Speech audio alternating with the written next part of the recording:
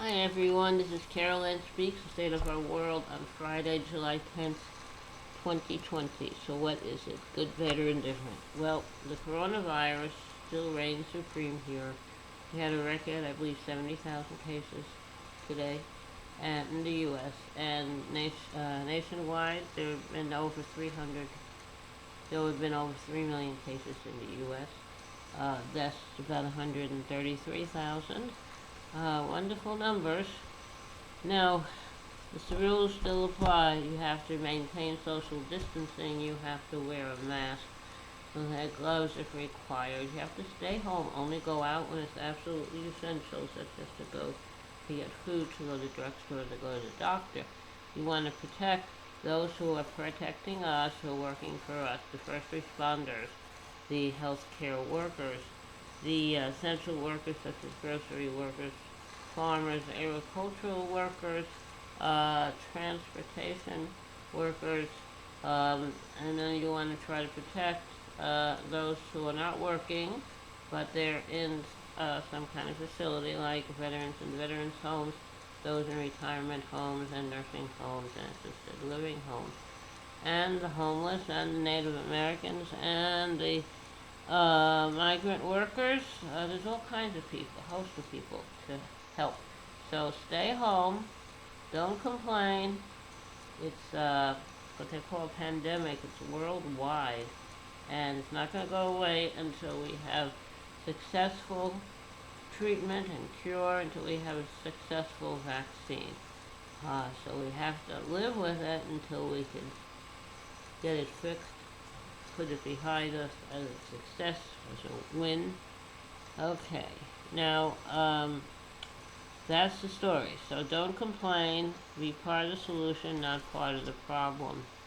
Now, there's hospitals are really having a problem dealing with all these cases, and uh, the surge is linked to the uh,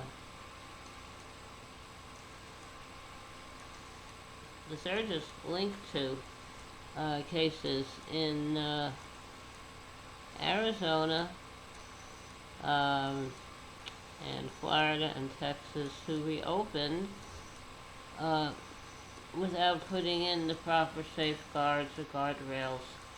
So surge cases surging there. In California, cases are surging. They had a successful lockdown, but then as they reopened, people weren't obeying the rules about social distancing and wearing a mask and no crowds.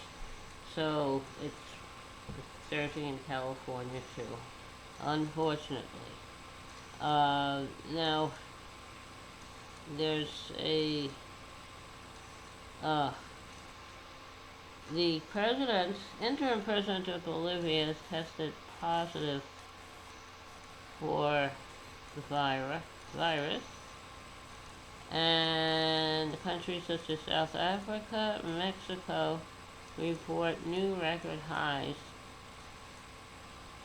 So we're supposed to have a additional $600 a month for people who are in employment, $600 a week rather, and also the re, uh, Republicans are rejected extending jobless claims. Now, so we have um, various things happening, and there's a landmark case today. The Supreme Court says that much of Oklahoma remains Indian country in landmark indigenous sovereignty case. This land was given to the Native Americans almost 200 years ago, and means they have sovereign rule over this land. It's over the vast majority of Oklahoma land belongs to the Indians. So how is this going to be resolved? What are they going to do? Does that mean they could move all the non-indigenous people out, charge them rent if they're there? get reparations for whatever they've done, keep them out so they don't pollute their land and uh, damage their sacred places. This is Oklahoma. What about the Native American land, indigenous land in other states like Texas and South Dakota and North Dakota and New Mexico and Arizona? Um, and then I went through the whole country because this whole country was Native American, including Alaska, including Hawaii. So is this case going to be the start of cases that are going to actually return the land and the sovereignty to the Native Americans? I hope so. It's very important. They have really suffered at the hands of the explorers and the conquistadors and the colonists. I think they deserve their land. Probably the house that I live in is once part of um, a Native American tribe and should go back to them. And my family's from Hungary, so I guess I would go back to Hungary. Uh, so it's very interesting to see what happens with this. I think that Native Americans definitely deserve to get their land back and maintain sovereignty over their land. So I hope this brings lots and lots of good things for Native Americans. Now, there's a surge in the coronavirus cases. We have to solve it. We have to be disciplined. Social distancing, quarantining, test everyone. If someone was tested, test positive for the virus, quarantine them, get them treated, get them well, trace their contacts. Any contacts that test positive, do the same thing, trace their contacts. And those who test positive, quarantine them, treat them, get them well.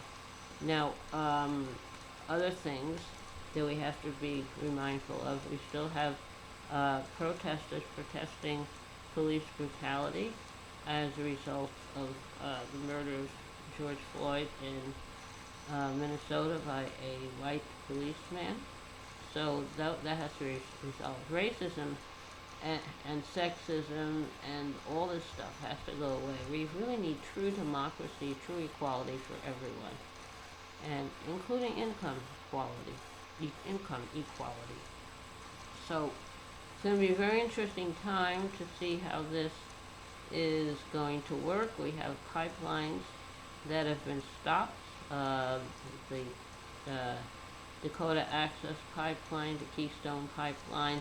Some are just delayed, requiring more court studies. So hopefully Indians will really get their day in court and win. And it's up to the rest of us not to stand in the way. So what can we do? Well, just keep going. Trump now wants he and his administration are pushing to reopen schools, because schools has been closed since, I guess, March, when the virus really started to hit. But you cannot open schools unless you can do it safely. You have to maintain social distancing. Everyone has to wear masks, some cases gloves. You have to maintain a clean, safe environment for all the students, the teachers, and the staff. If you can't do that, then you can't reopen. Trump seems to think that if he can reopen the schools, get all the kids back in school, then the parents, then the schools will serve as a babysitting service, so the parents can go back to work, and businesses can reopen, and he can declare an economic victory, and he can win re-election. Well, it's not going to work that well at all, because schools are run at the state and city and county level, not at the federal level. He has threatening to cut funding. Now, schools are funded by local property taxes with some additional help from state governments. There might be some additional funding that schools get from the federal government, but basically the federal government has no control of the school. So his threat to cut funding to schools is an empty threat. It's just bullying. So we do We will reopen the schools when it is safe to do so, and not until then.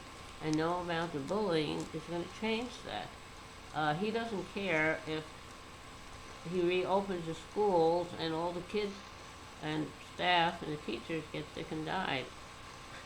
He's really totally out of control, totally incompetent. Want to open the schools, put everyone in danger, so he can declare some kind of a victory, but it's not going to work. So, also, the Supreme Court has ruled that Trump is not above the law, and when the U.S. House of Representatives and the state of New York have been trying to get hold of his tax records because he is a notorious tax cheat, and we're trying to find out what they can, and we'll see what happens. So Trump is not above the law. The Oklahoma territory remains Indian country for the most part. And Brazil has been trying to destroy the Amazon where the indigenous people live, and the leader there, Bolsonaro, has now tested positive for the coronavirus, and he has called the virus a hoax, just like Trump. But now he's tested positive, so maybe things will get better for the people of Brazil.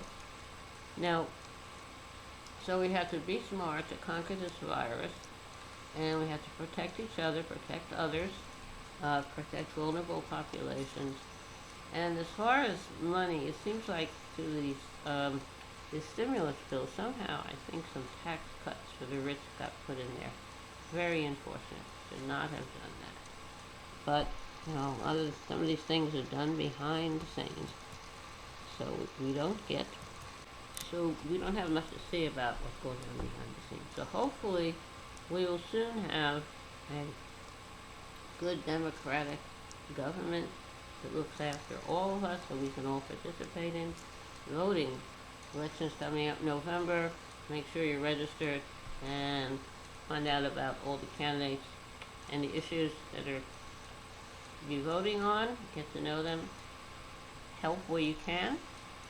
Be a participant. Be an active participant. Now maybe it's a little time to have a little song, a little music. How's that? Alright, I'm going to sing a little song. The song is called Georgie Girl. It's written by Tom Springfield of the folk group The Springfields, with Dusty Springfield as the lead singer. She's an international singing star. So here goes.